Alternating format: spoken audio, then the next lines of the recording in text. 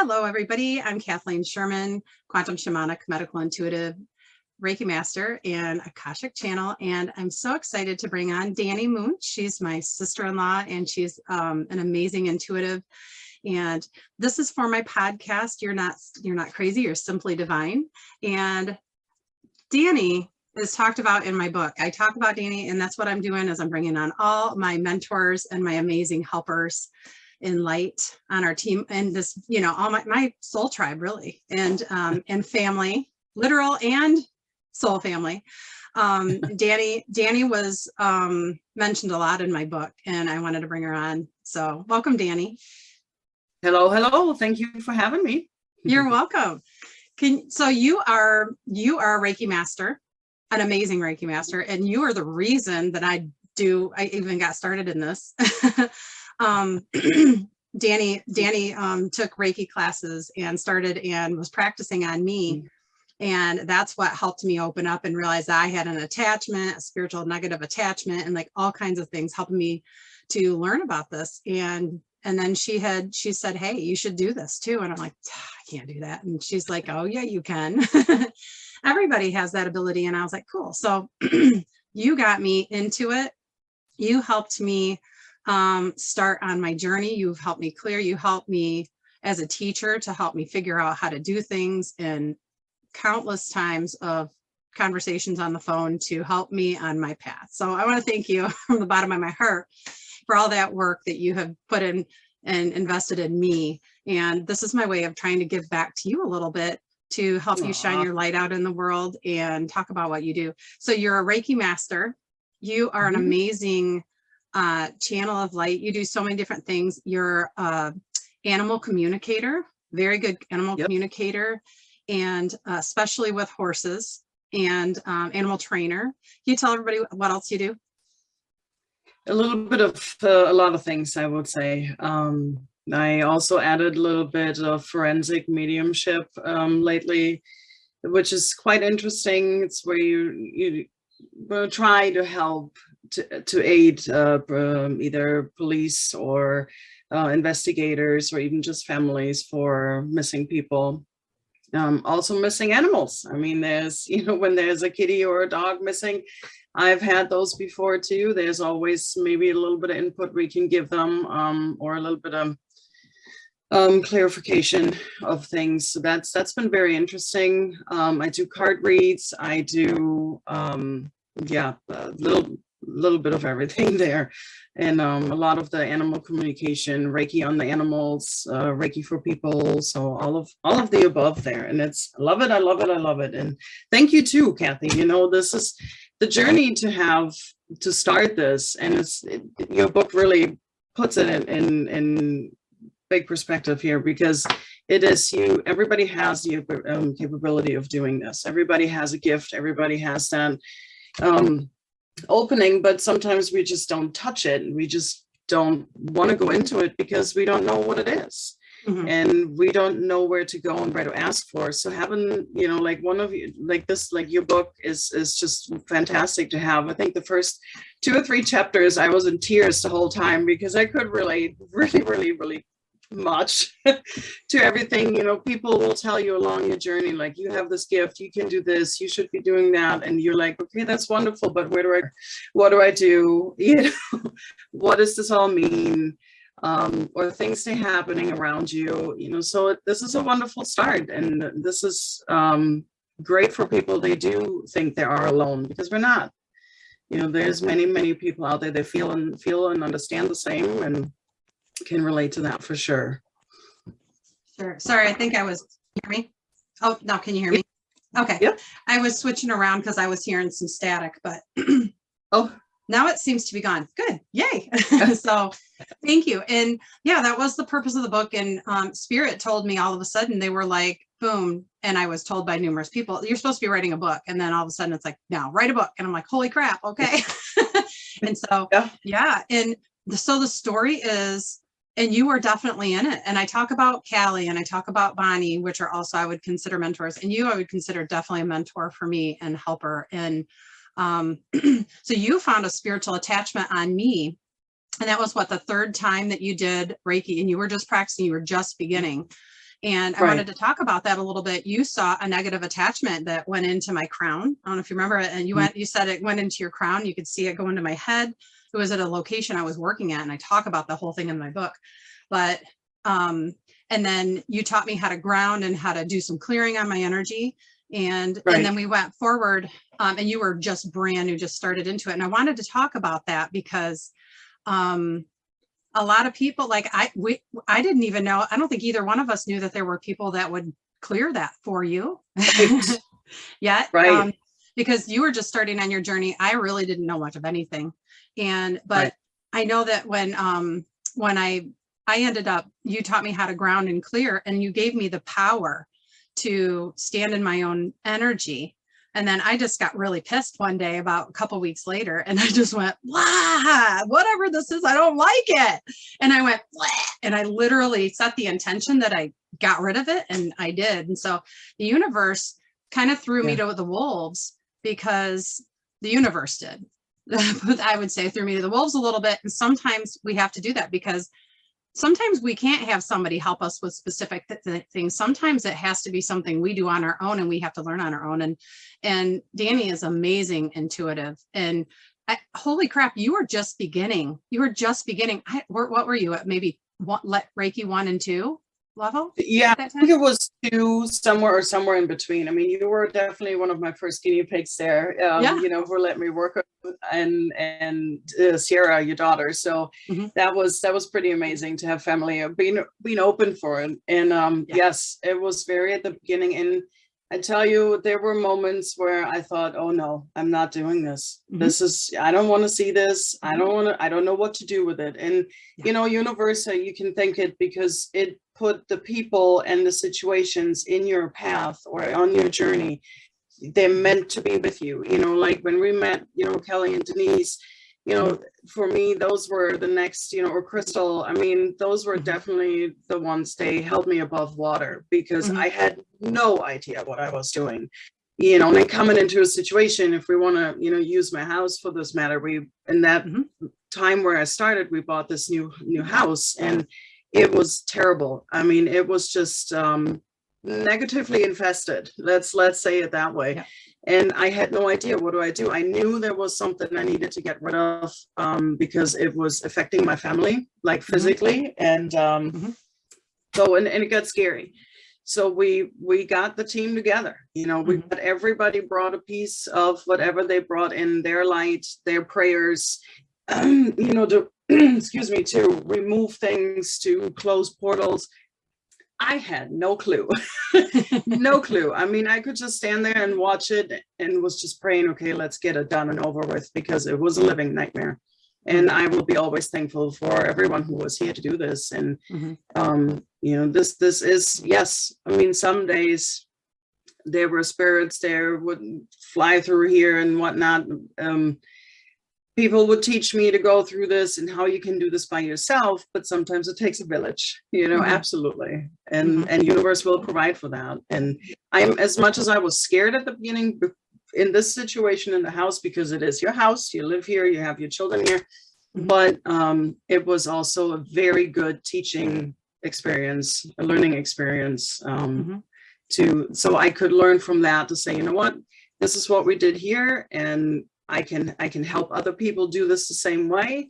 I can teach other people to do this, that they have a peaceful and healthy house or environment where they work, where they, you know, whatever it is. So it is great, definitely.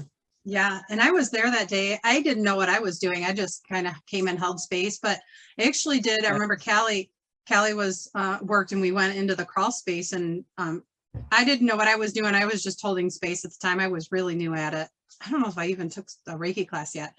And I remember her doing the powerful stuff. And then me and my husband did go down in the crawl space. And I was like, well, I must have been in Reiki, because I knew how to call on my angels, and I was calling on the ascended masters. I think so.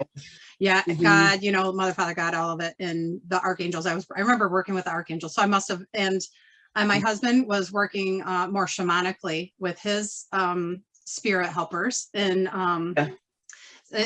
family members, ancestors. And so it was really cool. It's amazing how when you do this type of work, especially when you're facing down negative things, if you sense them or feel them in your home. And that's kind of what happened to me. You made me realize that the things that I was seeing at this building were real. Cause I mean, I was walking around and I would walk to the bathroom, and that's when I was alone. And when I'd walk through this room, I would sense this stuff. And I'm like, I'm seeing this scary, really, it's like horror movie stuff.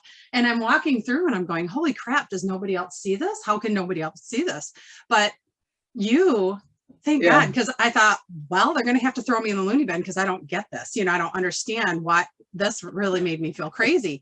And then you said, I remember you said, did you start having back problems when you started working in that building? And I'm like, oh my God, yes. Like I couldn't even, I had such all of a sudden bad back pain that it was excruciating. I couldn't even, I would go to physical therapy. I started physical therapy for my back. Never had back problems before, really. And then as soon as I got rid of the negative entity, by spitting it out, my energy field, when I got rid of it, just out of sheer frustration, I went, whoa, I feel better. And my back stopped hurting. And so talking about negative entities, I know that when you started and when we had that happen, it's like if you don't know what you're doing, you shouldn't be doing anything with a negative entity. If you have any fear, if you don't know enough about it, I do. That's why I actually just recorded last week. The second chapter has, it talks about that, and it has a way, it basically has a meditation, chapter 2, to help you clear any negative energies and entities with Archangel Michael, which I just at the time didn't really know about and stuff like that. So, but to call on others. Now, the way that I remove spiritual attachments, I work with Archangel Michael and Yeshua, but I do it in a different way than what's in the book, but that's kind of like a beginner's way. So, and that's what we wanted to talk about. Don't step into something that you can get hurt and sucked into an abyss, because negative entities are no joke and they're nothing to play with, you know? And a lot of people play with, you know, Ouija boards and different things, not knowing how to work, or divination tools, or just call on whatever and don't know what the heck they're doing. Without protection. Yeah. I had fear around a lot of that stuff before I started. And I thank you for helping me to dispel a lot of those fears from books, from movies, you know, everything about witches has been deemed as being so evil and scary, and all of it just scared the living crap out of me. And I remember Callie telling me that I was a white witch, and I went, oh God, I can't be that, you know. But I didn't realize that's just everyone stepping into their divine state. We're all divine, and that's what it's all about. And so, I wanted to just touch base with that with you. And because, you know, that was something that we went up against, you know, seeing stuff like that, and we're like, what the heck do you do with it? Of course, after you learn for a while, it all, you know, opens up for you. And you were so advanced when you began. Holy Shazbats, you were so advanced when you began taking the Reiki classes and stuff, that you were seeing all this. Like in Reiki 1 and 2, you're not taught to see negative entities. You're not taught that kind of stuff. You're taught basically how to channel some energy and how to open up a little bit. And I mean, so you were just amazing. And it's funny because the first couple times I didn't understand what Reiki was or what the energy was at all. And so I know I probably felt calm or whatever. I didn't understand, but then that was, I think, probably the third time, I'm guessing, that you did Reiki on me, when you saw the negative entity. And then eventually later on down the line, I had gotten rid of that.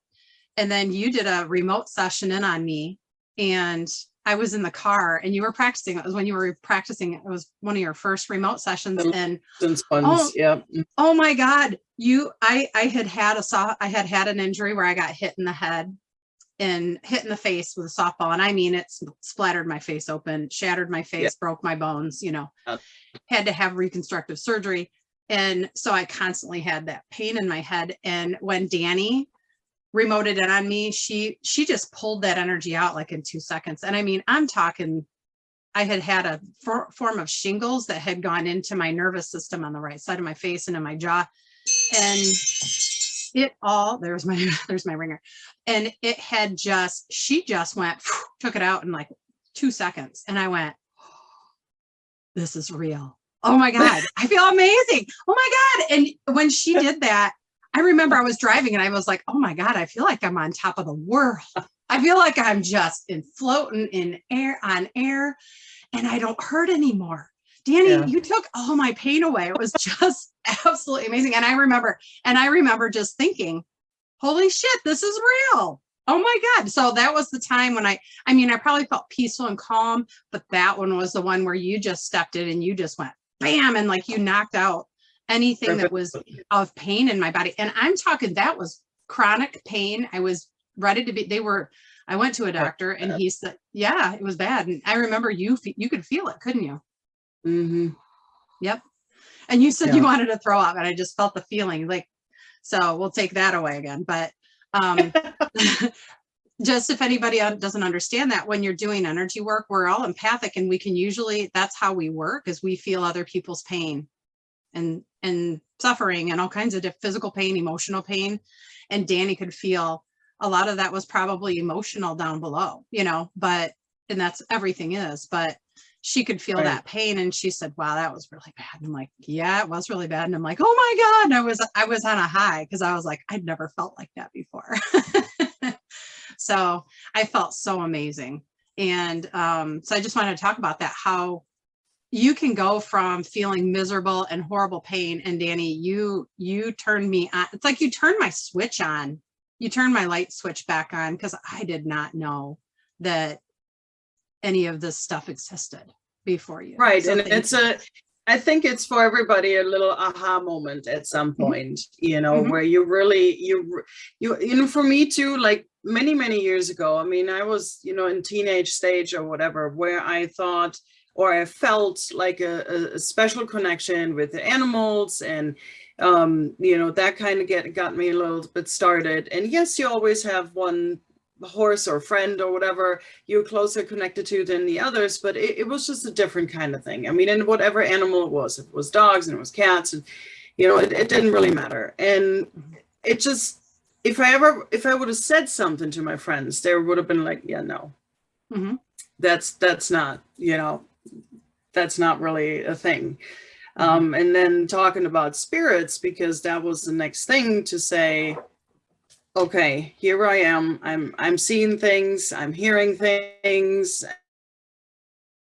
and nobody wants to talk about it. And that is a big problem. So I was lost, and I thought, you know what, it's just not a thing. I'm not doing it.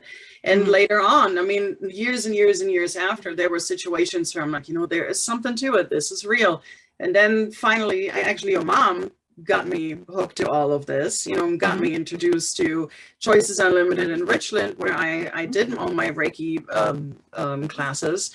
And that's how the ball got rolling. But you are there, and you're like, okay, is this real? Is this like, what the heck? And and also through this whole journey, I want to say, and you learn more, you open up more every day.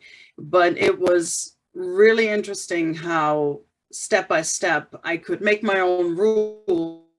Like, okay, at first, I don't want to see dead people. Yeah.